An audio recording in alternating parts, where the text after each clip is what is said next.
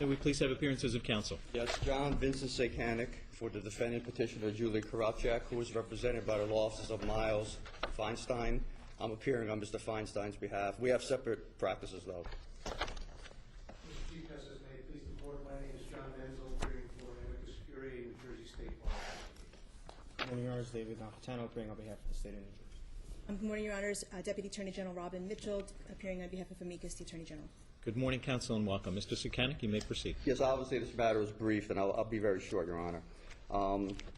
There are three issues that the Court granted certification on: the admissibility of the documentary evidence, the admissibility of the Alka-Test results, and the sufficiency of the observational evidence. With this Court's permission, I would like to defer the first argument to Mr. Menzel from the New Jersey State Bar Association.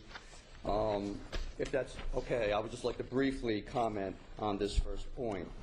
I think this point is important for several reasons, Your Honors. I would like to point out that this issue is significant not just to the New Jersey court system, which it is. That's why they're here as amicus.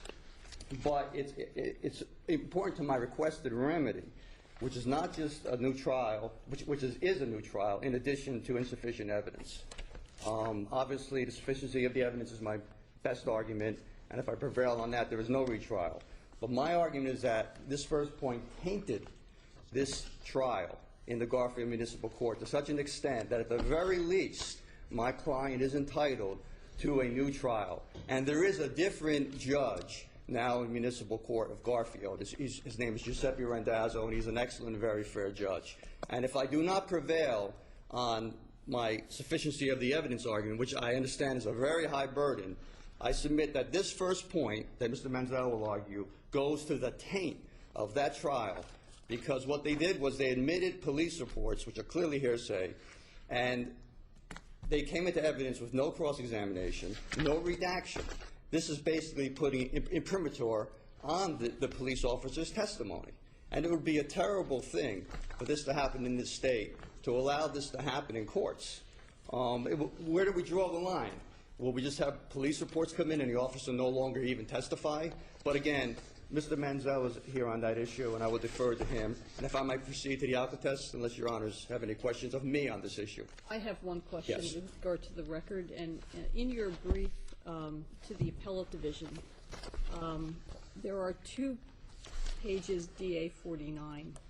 Which is the one that was introduced? I was going to get to that. With all due respect, we made an error, and my only answer is an apology to the court. That's my Alka-Test. 49A is the one that was admitted below and is incorrect. Which one is 49A? I know. I was going to tell Your Honors. Tell us now. Which one? Which one? Okay. May I proceed to my Alka-Test argument? Because that's what that is. No, tell us. Can you just tell us which document it is? Yes, absolutely. 49A. There are 2. And tell us how you know that, since there's no S marking on it. I know it for several reasons, Your Honors. One's dated November 18th as a source. It's the second 49, which I now refer to as 49A. And it says breath alcohol simulated solution lot number 09D065. And this is the incorrect one. This is, I did not try the case. I made a chart over the weekend because as I got older, sometimes I have problems processing things, and my mental acuity might not be what it is. But I made this chart because I had a problem. I couldn't figure it out, and the chart really made me happy because I realized that it has to be excluded, this Alka-Test. But I called the court, and they said they do not favor charts, so I do not have the chart to bring in and show. But I will do the best I can to explain why it is that. 09, the lot number for 09D065 was the one that was introduced. Yes, that's my understanding. I pieced it together. Again, I made a chart. Tell us how you know that. I'm sorry? Tell us how you know that. How do I know piece that? it together? I will tell you how I know that. That's good. There were 3 rounds of Alka-Test in this case. The first round is reflected in DA 36 to DA 38 of the Appellate Division Appendix. None of the tests were viable and usable. However, it's important because the solution control lot number was 08J060. This is most important because this will come to bear on the Chun foundational requirement number 3. And this is where the state erred and they did not lay the proper foundation. So that's 08J060. And it's here, and it's on DA 36 of my brief. And You said none there were of- 3 rounds. Why don't you take us through the 3 rounds I and the will. documents that Absolutely, Your relate to Honor. each? Absolutely. Okay. That's DA 36 to DA 38. That's round number 1. There were 4 tests. None of them were viable. It's just basically background. And I'd like to commend the DWI expert, Gary Armini, who made this clear to me, and he did a very commendable job, and he is just a great... Okay, I just want to note, Yes. each one of those documents has a state's exhibit number, so we're able to figure out Yes. that it was identified or marked into evidence. Correct. Okay. We- DA 36 is S-8A. DA 37 is S-8B. And DA 38 is S-8C. And I apologize to Your Honors. The record, when I was preparing for this argument, I had the same problem, and that's why I made the chart, and I'm trying to, I hope I can clear this up. The second round of Alcatraz testing, because the first did not bear fruition, that is DA 39, S-8D, and DA 40, which is S-8E. There were 2 tests. Again, neither were usable. None were viable for different reasons. Above the acceptable tolerance. This 5th and 6th tests were not usable. Again, the most important thing is it was solution control lot number, OAJ060, the same solution control lot number as in the first round of testing. Was it the same solution control number throughout all of the tests? Yes, that's the problem. They never corroborated. They had one that was more than 6 months up, which I will address. Yes, it was the same. In answer to Your Honor's question, it's the same solution control lot number On all for 11 the of the testing, tests. including the viable tests that they used. That's the problem with their case. That's the fatal flaw in their case. But all of the documents that you're bringing our attention to have exhibit numbers. Yes.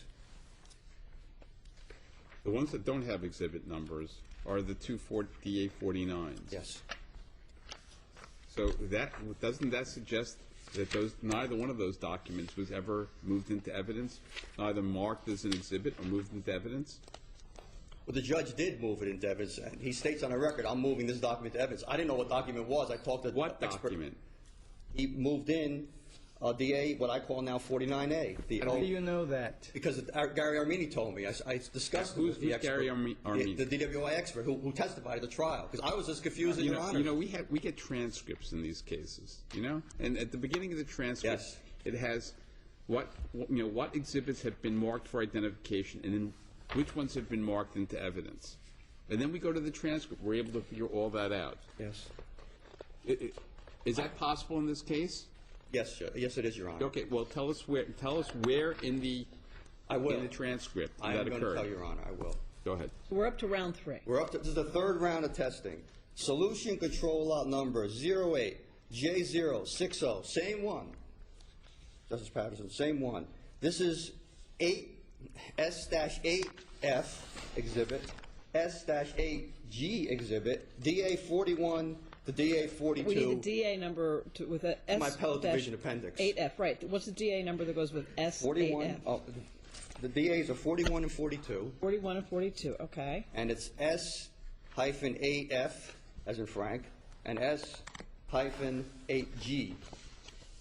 And this is where they got the 8th and 9th test, the .10 results that were admitted, and which the Garfield judge and the law division judge had found my client guilty under the per se prong. That was what they used. Are we clear with the testing that was done? Wait a second. Is that the extent of the documents that were entered in? Oh, no. Okay. No, I'm getting to Justice Albin's question. I'm going to address that. Obviously, there are 3 foundational requirements that John and Your Honors are well aware of those. I would call Your Honor's attention to the July 28, 2010 transcript below, which will be 1T. July 28th? July 28, 2010. Again, I discussed this with Gary Armini, who testified at trial. You know what? Yes. Use the transcript. Absolutely, okay? Your Honor. Don't be I telling us what apologize someone for told having you to on put the the court outside. through this. I did not try the case, and I did not. Okay. Look at the tell us where in the evidence. We can't rely on anything that an expert told you. Well, I understand that. In fairness to Mr. Feinstein, he did object to this being omitted. But here on page 8, line 10 and 11, this is the court. I already marked that. This is S12. It is a certificate of analysis of the breath alcohol simulator solution. Okay? Now, this has to be 09D065. Again, I know I could not figure it out. DWI expert Armini told me that's what it was. That tells what Mr. And I Armini understand. told It you. makes sense that that's what it is. And I think the state will concede. Please, counsel, if you would, tell us what the transcript says, without a shading that a Yes. hearsay statement by an expert who's not part of this record. Go ahead. I already marked that. This is S12. It is a certificate of analysis of the breath alcohol simulator solution. That's it. That's all he says about So it. that could apply to either. Correct. Is there anything in the transcript that tells us which? I would say no. I read the transcript. I made my chart. No. However, if I may, the State Attorney General did an amicus brief. They're conceding it was the wrong one. In footnote 7, on page 20 of their brief, although the prosecutor introduced the correct calibrating unit new standard solution reported evidence, which I disagree with, the correct certificate of analysis for the 0.10 simulated solution does not appear to have been entered into evidence. Okay, so you have a concession that there wasn't Yes. that's one of the foundational documents. Can you just explain one thing to me? Why isn't S12 anywhere to be found? Like, this fell off. The dog ate it. I didn't. Well, I have a dog. She wouldn't eat that, Judge. She's the most spoiled dog there is, Your Honor. I'm not using a dog defense. We don't know why this particular certificate, this critical foundation document, everything else is marked as an exhibit, but we don't have, neither one of these has been marked. My only answer is an apology. I did not do the trial. I was not the judge. The judge, I'm criticizing the judge who was there. I will say this, Your Honors, that the appellate division did agree with me because they say in their opinion, and this is on page 12 of the appellate division opinion, in this case, the state does not argue that it entered into evidence the certificate of analysis for solution control lot 08J060. It's right there. The appellate division ruled on it. Can I ask you a question? Yes. At the end of the trial, who took possession of the exhibits? I'm guessing. I was not there. The court clerk. I'm guessing. So the exhibits remained with the court? I would say so. They weren't returned to counsel? No. I believe we have copies. That's usually the procedure with municipal court. Okay.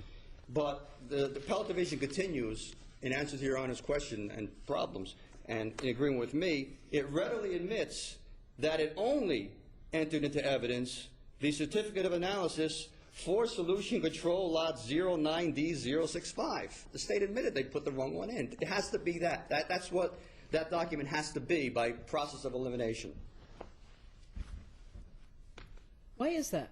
Since we don't have the document, why is it that, and obviously there's a concession by the Attorney General, but shouldn't there be some fact-finding with respect to what document was actually admitted, so that's part of this record? I would say the state had their chance. They could have supplemented the record. I think the concessions are So made you're by the the state appellant. to their detriment. You're the appellant. Yes. But when I have a concession from the state attorney general in a footnote, and I have opinion from the appellate division, though oddly they didn't rule on the issue, but they clearly say they didn't have the correct foundational document. They say that. If you want me to continue reading, I will. The state contends that a certificate of analysis coincides with the calibration report. The state contends that the alcotest machine is only required to be calibrated semi-annually, while the local police department is required to obtain new solutions every 30 or 25 test subjects, whatever comes sooner. Thus, the lot number on the most recent certificate of analysis would not match the one on defendant's breath tests, as it would have been multiple new solutions between the May 8th, 2009 calibration and defendant's January 20. You want us to accept the Attorney General's representation in footnote 6? Certainly. Because I said it was later determined to be the certificate for simulator lot 094065. So the Attorney General, I'm sure, will explain explain that to us. For what it's worth, my hearsay statements, discussion with Gary Armini, the expert. Don't give us your hearsay statements.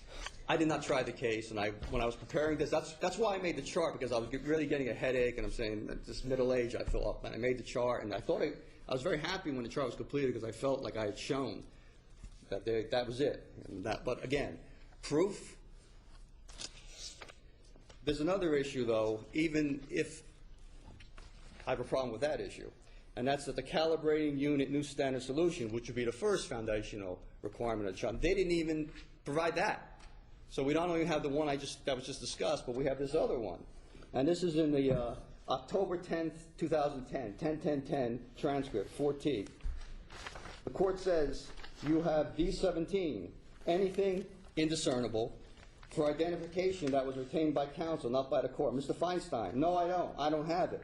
Maybe Mr. Armini, I know I don't have it because I looked through my file last night. I don't know if Mr. Armini has it. The court, he may have taken it. Either way, this is Mr. Feinstein. So I would object to it without him being here and not knowing if it's in the same. The court, this is the new standard solution report dated January 25th, 2010. I'll allow it into evidence. Now here the judge is improperly shoring up the state's case. And this goes to my argument as to a violation of my client's due process right to a fair trial, in addition to the sufficiency of the evidence. So the state argues that the Alcatraz foundational documents aside, there was sufficient observational evidence to sustain this conviction. That's so why are they my wrong? last point. I'm trying to just clear up this Alcatraz issue. And they did admit it's DA 54. This is the calibrating unit new standard solution report. This is with the correct solution control number. Okay? This one has 08J060. This is when the judge is acting as the prosecutor and shoring up the state's case. However, the appellate division criticized that. In this case, they said, next, we address the issue of the calibrating unit new standard solution report. During the state's case, the municipal court admitted into evidence the calibrating unit new standard solution report dated January 12, 2010. During cross-examination, defendant's expert identified the document the state should have admitted.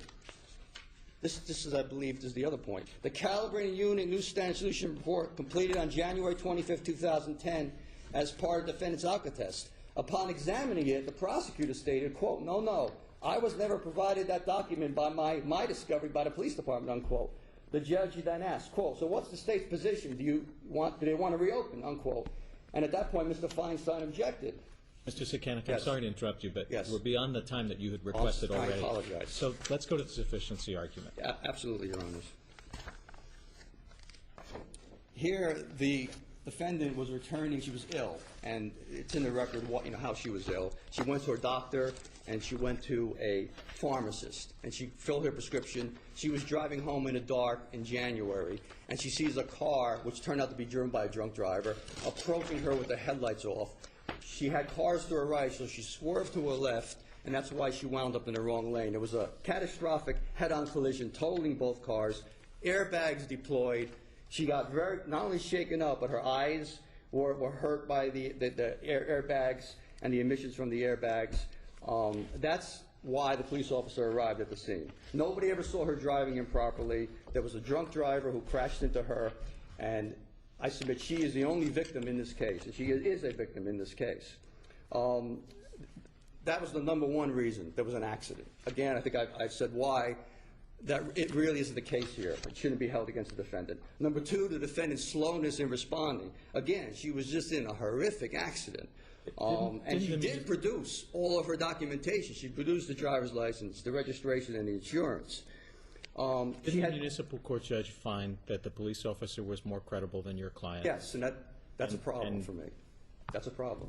But I feel that this is one of those cases where there just isn't enough evidence, Your Honors. And if I may say why. May I go through the... Please do so concisely if you can. Okay, the field sobriety test, she passed the finger in the nose. I cannot do the one leg stand. And I've tried and practiced. I don't drink, but if I ever get pulled over, I would like to be able to do it. The walk and turn, I cannot do it. Plus, they're subjective tests. They're not videotaped. And again, I don't think she did that badly. She had surgeries when she was 13 years old that were done improperly, and they affected her ankles, and she testified to that at trial. So in addition to having the catastrophic injuries, well, the accident which hurt her badly, and she said she had blood, her chest hurt. In addition to that, I will go through the other one. She swayed as she walked. Again, it was the accident that caused her, that she was shaken up. How do you know that, other than your bold I'm arguing statement? for Just my like client. I when do you not. said, I don't think she did that badly. You weren't there. You weren't a witness. No. So from where do you derive the knowledge that you don't think she did that badly? She testified. What on the record? She testified under oath. So do you want us to toss the judge who witnessed this testimony's conclusion, his credibility findings, and Absolutely. substitute what? My arguments, Your Honor. Isn't, with respect to the observations, your argument, I take it, is that the defendant was in a head-on collision that totaled the car, that deployed the airbags, that emitted gas, and that she was injured, and that the physical coordination tests were totally consistent with someone who was in a horrific automobile accident. And based upon that, the judge wasn't able to conclude beyond a reasonable doubt her guilt. That's your argument, right? In addition, she had surgeries when she was 13 years old, and she has no balance and can't walk properly, in addition to the horrific accident. There's an innocent explanation for her slow and slurred speech. She normally speaks that way. Her sleepiness, her bloodshot and watery eyes, the airbag emitted. And she did testify, and I submit credibly. And very briefly, the State Attorney General did a brief, and they cite many cases.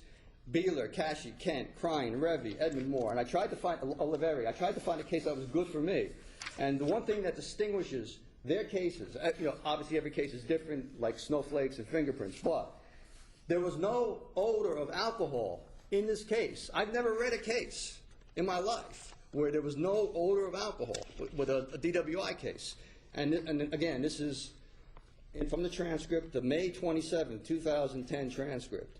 The officer is on the stand. The question, did you notice any odor of alcohol beverage on her breath? Answer, there was none. This is extraordinary. I've never seen such a thing in a drunk driving case where there is no odor of alcohol. And that distinguishes all the other DWI cases where there was sufficiency of evidence. So obviously I'm asking for judgment of acquittal, insufficient evidence, and at the very least a new trial because it was so tainted by the inadmissible, Mr. Manziel's argument, and the alka tests. It was a mess, Your Honor. But I think one thing's clear, the proper foundations under Chun were not adhered to. That is clear. I think everybody agrees on that. Mr. Sakanik, in part does your argument rely on the fact that even though the court said that he found the police officer more credible and your client not credible, there's no reasoning given for that? I would say that as well, Your Honor. Absolutely. Determination? Justice. But didn't this court say in Licurdo that the judges don't necessarily have to go into a long discourse as to why they find one witness more credible than the other? You're correct, Your Honor, and that is a problem for me. Certainly I have a problem with the deferential standard. But your argument, I take it, has nothing to do with credibility. It's whether or not a rational finder of fact, based upon the nature of this accident, could conclude without any odor of alcohol the failure to perform 100% two physical coordination tests can lead to a conclusion that a person is a drunk driver. That's your argument, That is right? my argument. Okay. That would be insufficient evidence by the state, but then she did testify, so that adds to it. That adds to my argument. If the first one's rejected just on the state's proofs, she did testify that she was not drunk. She had a sip, 8 hours earlier. Before you hand off the baton to Mr. Menzel, he's going to tell us why it was inappropriate to have introduced the police report. How did that hurt you? Assume he's right. Because the judge gave his imprimatur on the police officer before he testified. He's saying, I'm taking this as gospel, this police report. The police officer He didn't say anything testified. about taking it as Inferentially. he admitted it into evidence. Yes. But it's not a redacted police report. There are things in there that have no bearing on the case that are prejudicial, but now it's a part of the record. There's no right to cross-examine. It's a complete... It's un-American is what it is. It's hearsay on the ultimate issue in the case, whether she's drunk or not, putting the drunk... A couple of us have now asked you this. Did the police officer testify? Yes, absolutely. And was subject to cross-examination? By the greatest cross-examiner I've ever seen in my life. So, I admit. in light You of said that... you didn't try the case. I did not. That's No, why it I'm was not the greatest. It's Miles Feinstein. He is the greatest So in light of that, cross-examiner, and some are upper as well. how were you Trial. hurt in light of that? Sorry, Your Honor. I'm sorry. How were you hurt specifically in light of that? It doesn't look good. It's the taint of, you have this, I don't know what the judge's processes were, but he gave us a primatur on this report. It doesn't look good. Courts should look neutral. They should look fair. And the judge basically said, I'm taking this whole report in over objection. It wasn't stipulated to. I don't know, maybe he read something else in the report and based his findings on that. It just made it look like he said it was a reason for him believing the officer more. But It's like saying, I believe this officer inherently. I'm accepting courts his admit report. Isn't all that improper on its face? Courts admit into evidence all the time conflicting evidence. The fact that a court admits some evidence does not mean that the court is finding, as a matter of a credibility finding, that evidence is truthful. Mr. Menzel is going to help me out with this argument, but I submit it is so bad. I think it really is, to use the colloquialism, a no-brainer. Again, what's the next step? The police officer don't even have to come to court. Oh, here's my police report, guilty. That's what this judge basically did. Do you differentiate between the drinking driving questionnaire and the drinking driving report when making that argument? They both should not have been put in. Absolutely. Where's the narrative in the DDQ? I think the narrative, again, that was one of those things that the record wasn't clear. I believe the narrative did go in. I believe so. It's not clear, again. Justice Lebecki's question is, where's the narrative in the second document? In the DDQ, which is basically, check off the box kind of forms. I thought that went in. I thought it did. I was not at the trial, and I was not the court clerk. I'm not sure what went in and what didn't. I thought it had gone in. According to the transcript, it went in. Yeah. Yeah, I thought it did. No, I think the question is a little bit different. The question is, where is the narrative? You mean it's not in the appendix? No. There is no narrative. Where's the narrative language in that document that's troubling for you? Is there narrative? I have it. So you want me to take time now to? I will find it and give it to the court. I do have it. But we have the document. We have the documents. The issue is whether the DDQ contains narrative by the police officer. I believe it does. Yes. One of the reports. Let's start with the DDR. Yeah. That has a narrative on the second page, a long single-spaced description of what the police officer had to say. Right. Is there a similar narrative for the DDQ? I would have to read the document. I have to find it and read it. I apologize. It does have a provision for remarks, and then it says, see DWI report for incident details. So is that referring to the DDR? Here's the DDQ. I'm sorry. The DDQ. The question is, does it have narrative in it? Or is it just the one page? That's DA 29. The DDQ. It looks like it's just. It's just S2? S2. Well, S1's the DDQ that I have. S2, I apologize. S2 is the DDQ questionnaire. How many pages is it? One, it looks like. And there's no narrative there, Has right? medical, are you taking questioning?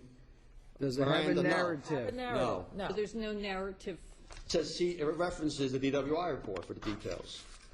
Right, so your beef is with the DDR. Yes. Okay. I believe Mr. Menzel's beef is with both, but he will tell you why. Let's hear from Mr. Menzel. Thank you, Your Honors. I apologize for this record.